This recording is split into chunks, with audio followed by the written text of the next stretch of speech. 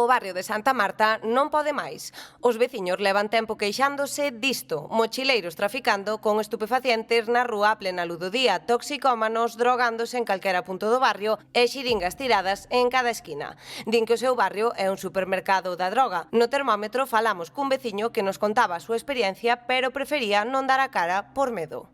Nos atopamos con situacións moi desagradables, como, por poñer un exemplo, este luns, no portal da casa, ás 5:30 da tarde, cando traes os rapaces do colexio, pois encontras a toxicómanos consumindo, non? A isto súmanse actos vandálicos, danos no mobiliario, ameazas ou mesmo roubos, que son tamén o pan de cada día.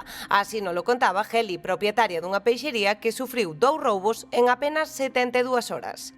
A primeira vez entraron pola porta e rebentaron dunha patada a parte de baixo da porta, e da segunda polo cristal, pero bueno, non lle dou tempo, rebentaron un cristal e xa lle debeu aparecer a Nacional e xa non dou feito nada, xa non entrou. Pero dende hai pouco máis dun mes levan aparecido 3 cadáveres en distintos lugares do barrio, o último no aparcamento da Choupana, facendo saltar todas as alarmas. Os veciños sospeitan que as mortes son por sobredose e decidiron convocar unha concentración a semana pasada para visibilizar e poñer freo a unha situación que cualifican de insostible. Efectivamente, sobre todo preocúpalles, non? Ese aumento pois de xeringas, de delitos que achacan pois ese consumo de drogas e, como dicíamos, Belén, manifestaronse outro día, non? Pois sí, hai uns días se levaron a cabo esa concentración, pois porque xa non poden máis. De feito, pois temos aquí a José Manuel, que é o presidente da plataforma Santa Marta Segura. José Manuel, bo día, xa non podedes máis, o que acababa de decir.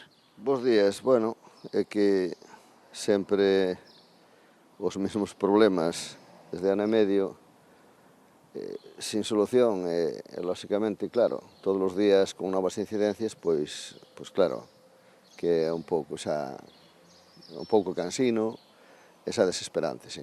E no último mes, que foi o que pasou? Bueno, pois no último mes houve varias mortes, aquí na casa que está aquí detrás de nós, que é a chamada Casa da Palmera.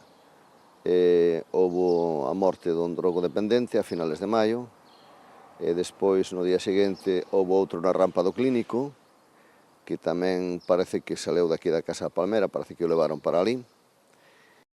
E logo houve a última morte, pois a finales de, bueno, na semana pasada do mes de xuño, a semana de San Xoán, pois morreu tamén outro rapaz drogodependente tamén, ao lado do clínico, nas obras do clínico. E atopouse tamén, estánse atopando de feito varias xeringas, e incluso un neno se picou cunha delas. Sí, bueno, xa son varias incidencias, eso a primeiros do ano pasado, que foi cando a raíz de que houve todo este movimento de veciños, creamos a plataforma con unha asamblea grande aquí no Centro Sociocultural, a escasos 200 metros de nós.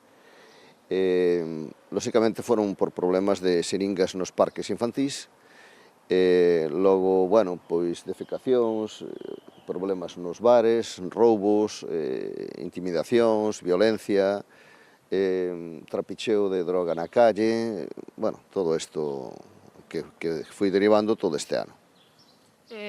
Obviamente, moitos roubos tamén en todos os comercios, dicías, non hai un comercio que non tuvera un roubo? Pois eu, desde logo, dos que coñezco, prácticamente, se non é o 100%, o 85-90% foron roubados.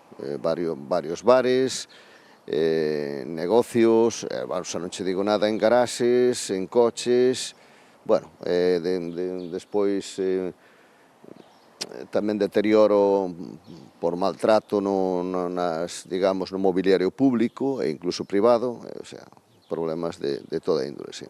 Moitísimas gracias por atendernos, José Manuel. Compañeiros, acabades de oílo, moi cansos de toda esta inseguridade que están sufrindo os veciños en Santa Marta, en Santiago de Compostela.